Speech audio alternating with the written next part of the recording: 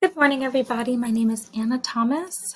For my final project, I decided to make a PowerPoint presentation and screencastify it um, to better help navigate through this final project.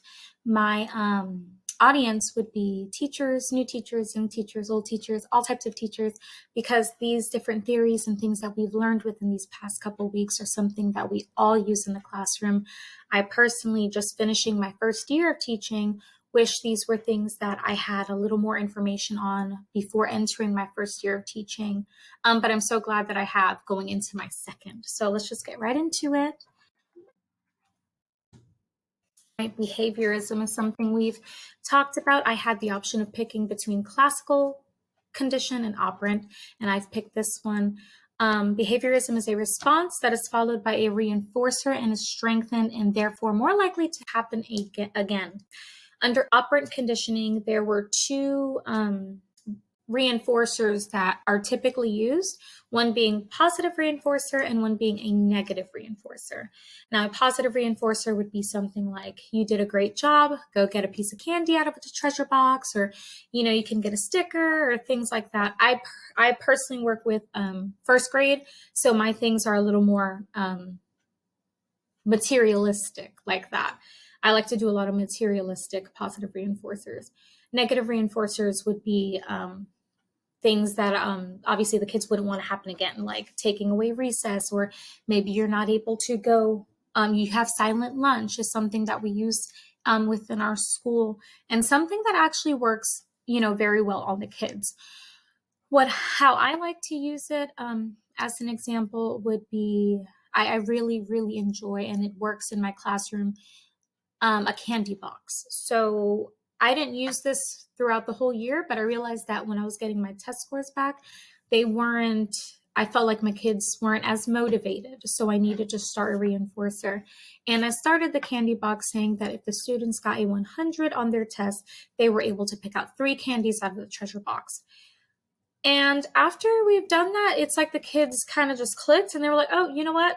We got this. And I was buying candy on like a weekly basis because a lot of them were just, really blowing me away with their test scores. It was a great positive reinforcer. I feel like for first graders, anything materialistic that they can take home or that they can eat is just a great reinforcer for them. And it really, really works on them. There's an importance and the importance of goals of formative and summative assessments.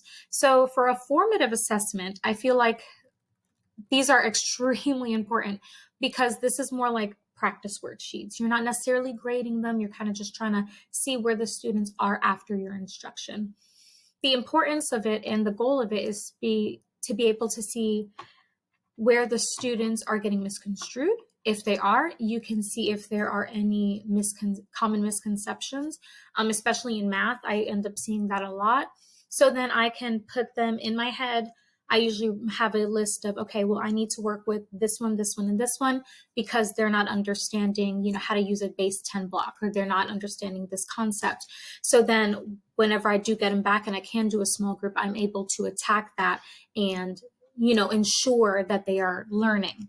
For the summative assessments, after the formative assessments, now I can see, how well my instruction worked for the whole group and for the small group assessments. And if they didn't, we're going to have to get into why it didn't. How can data gain inform future learning? So the data that we end up gaining can inform future learning because everything that the kids learn, especially in math, it tends to scaffold on top of each other. Once you learn how to add single digits together, then you're going to go to double digits and, three number digits. So it's very important to understand if we're not mastering adding single digit numbers, then we are probably going to struggle with 2-digit numbers adding, to a single digit or a double digit number. So it's very important because then we can see where we're at, if we're going to struggle, and how we can start implementing better instruction whether that be, one-on-one instruction, small group instruction, or just a better whole group lesson. And on top of that, it helps you understand, okay, well, half of my class is not understanding this. I need to take it back and I need to reassess. So that's why it's just so important to be able to see the information given and take it on yourself to try and fix it the best you can. The next thing we talked about is cognitivism. Excuse me, I'm sorry, I'm pretty sure I butchered that word. One important thing that we learned with this was a dual store model. Now, this is the concept that memory has a two-stage process that includes the short-term memory and the long-term memory. Now, short-term memory would be something kind of like in one ear, out the other. You're not necessarily retaining, while long-term, you are retaining that information for a very long time. One example, how can it enhance instruction? So I feel like enhancing instruction goes along with my example of long-term memory strategy. I feel like it enhances instruction because you have to, as a teacher, figure out different ways to be able to help build that child's long-term memory. You want them to be able to retain what you are teaching because they are going to need it in first grade, second grade, third grade, all the way up to 12th grade. So how are we going to be able to get into that long-term memory? Now, a way that I've learned or that we've learned about for long-term memory was imagery. And I feel like that is the biggest one, at least for first graders that have worked. Imagery and body movements, I feel like, are two really good strategies to build on your long-term memory. When I teach my kids how to sound out words, they know of a pat, pat, pat. We call it pat, pat, pat, pat. So if I want them, I'm like, this is the word sat, and they'll start up here, sat. And even during their tests, I'll see them, if I'm telling them a word, they will sit there and they will pat it out because it helps with their long-term memory and it helps them retain it. I know an example of when I was in high school, an example of imagery was my science or social studies teacher was trying to teach us that the first shots heard around the world was at Fort Sumter. And she showed us and she wrote it on the board, first shots with the F, beginning with F and S, and Fort Sumter beginning with F and S. And after I've seen that, almost 10 years later out of high school, it is something that will always stick with me. So I feel like imagery is an outstanding and great strategy to help build long-term memory for high schoolers and even, for first graders as I teach. How can dual store model be a guide for assessments? I feel like it's a really good guide because it can help you. As we teach, we know that every child is different. So when we're teaching, we can learn and understand which type of strategies help build and help get into a child's long-term memory, because imagery might work for one student, but it might not work for the other. And I've had to learn that in the classroom as well. So I feel like it really helps guide for assessments. Sometimes I even have to, use or change up an assessment for everyone just because I understand, well, more kids would understand it if I did it this way because of the long-term memory strategy I used. Another thing we talked about was motivation. Motivation. There are different theories that come with motivation, and the motivational theory I chose is that motivation is malleable. This means that motivation is ever-changing. One day, candy might motivate a child, and then one day it just might not. And we always have to be on our toes and creative when it comes to keeping these children motivated. How can this be used to design and implement motivational assessments? One thing that I feel like I've had to use within my classroom is that candy definitely works. I feel like candy definitely works for first graders.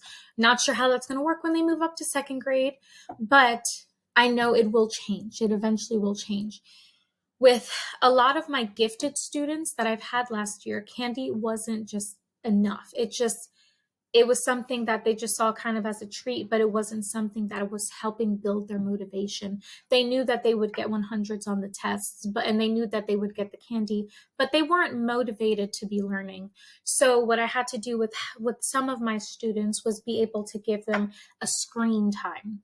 So every Friday, on top of their fun Fridays, unless they went into their gifted program, which is most Fridays, I would give them screen time. I gave them specific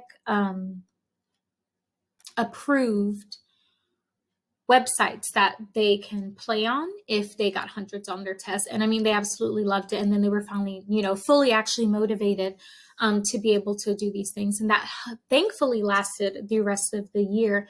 But I could see that some friends, it wasn't as malleable. The candy worked. But then I had to step it up a notch with some of my other friends, which was totally fine because we figured it out and it worked out perfectly fine. Developmental theories. So one of the developmental theories we learned was by Vygotsky, which I hope I didn't butcher that name. And what he taught us was the theory of scaffolding. Now, scaffolding is techniques to help learners accomplish more challenging tasks. So it's kind of where you take an idea and you build it on another because to help build to get into a more challenging task. An example I can say that I've used to help guide my instruction is when I'm teaching. Right now I'm teaching summer school and I'm trying to teach the kids their blends and digraphs. We're going over the sh, the SH makes the sh sound, the CH makes the ch sound. So we started off with just that. What sound does this make? Okay, well, can you tell me a word that starts with the sh sound? I was like, okay, now tell your friend a word that starts with that. Give them a minute to discuss it.